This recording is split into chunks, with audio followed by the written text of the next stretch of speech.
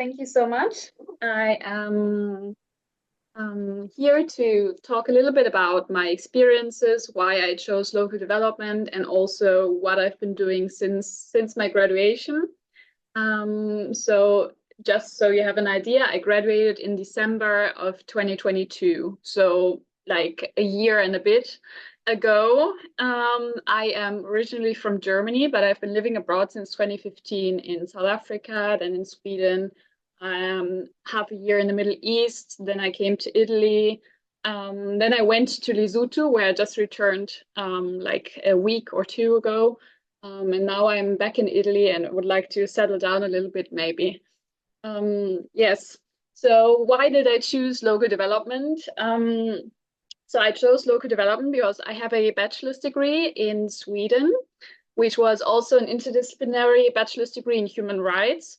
It was interdisciplinary between international law, politics, sociology, but also philosophy and studies of religion.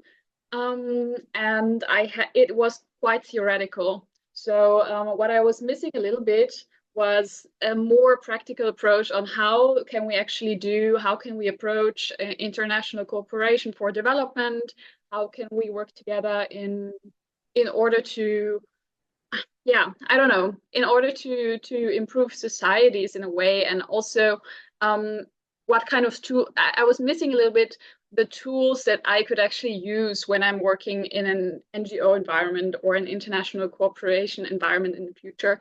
So I was looking for a master's degree that would give me both the theoretical aspect, which I'm really interested in still, but also some more applied tools, which is what I found in local development in Padova. So I was really happy that the course entailed, like, for instance, learning GIS, which as Professor Piovan mentioned, I did my master's theory also with GIS, and it was something very interesting for me to learn the software of mapping, but also having courses in, for instance, project management or statistics to evaluate the impact of development projects really was very interesting for me, and also turned out to be very interesting for what I did after.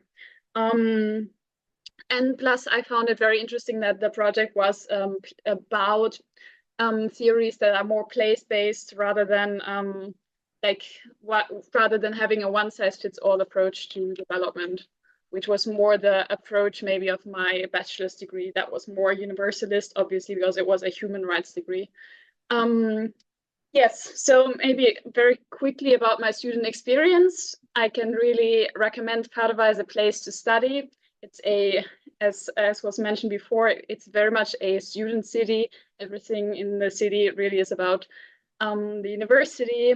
I have to say that I came to Padova in 2020, so of course my time as a student was a bit different. We had many of the courses online.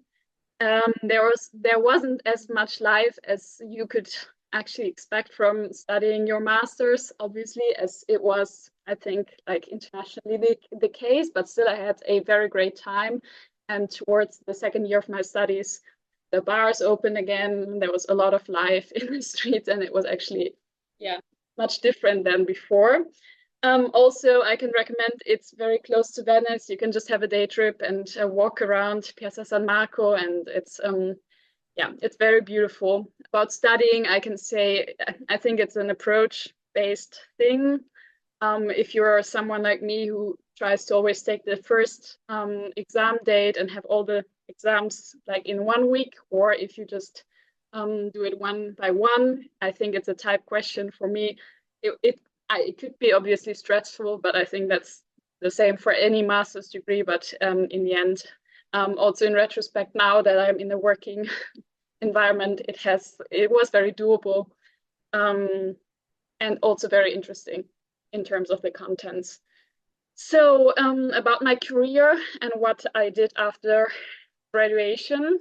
So as I said, I just came back from Lesotho, which is a very small, not much well-known country in Southern Africa, where I worked for and with a local sustainable development NGO that was founded by people from there. So it was very much a bottom-up growing organization for that provided holistic palliative care.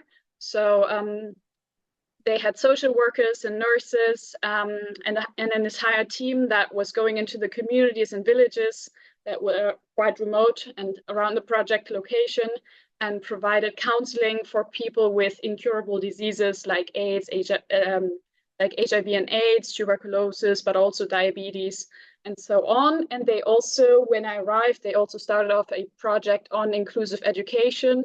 They wanted to include children with special needs or with disabilities, they called it the Special Needs Project, into their primary school. And so that was something that I was there from the beginning to plan, to design, to also implement that project, which was entirely new for the communities that we've worked in. Children with disabilities were mostly like hidden away, and so that was a lot of work that we did as an NGO to sort of like go into the communities and talk about these children's right to education as well. So it was a very interesting project, and I just came back, so I haven't really digested everything yet, I would say. But what was really valuable for me was really that I had so much responsibility. I got immediately promoted as to be the head project manager of the entire project. I was responsible for the entire process of project management, but also fundraising, marketing and communication, financial controlling, coordinating the team activities, and so on and so forth. So I had been given a lot of responsibility also because I had already worked as a project manager for an organization with projects that were implemented in Uganda. There was a menstrual health and hygiene project. That was I was actually coming to that position because I had an internship with that NGO during my time as a student, and then got a student, like a working student job with that NGO. So I already had experience as a project manager, and also it really helped to have had a project management course, of course, during the master's, because I was someone, I mean, in the past months, I had to give many trainings and courses that were quite similar to what I had just learned for the people there, because result-based project management hadn't been something they used before. Yeah, so, and what I'm doing now is basically, I've also something that came from my studies. I've been working with Professor Pio Van on a publication where I contributed with my GIS results or GIS generated results in my master's thesis. So that was something that I did like as a side project as well. And I'm currently still like even remotely working with the NGOs in Lesotho. But I'm also thinking about taking a step into research towards doing a PhD. So it's not quite decided yet, but yeah, that's basically something that is positive about that master's. You have a lot of options, and yeah, if you have any questions, I'm here to answer them.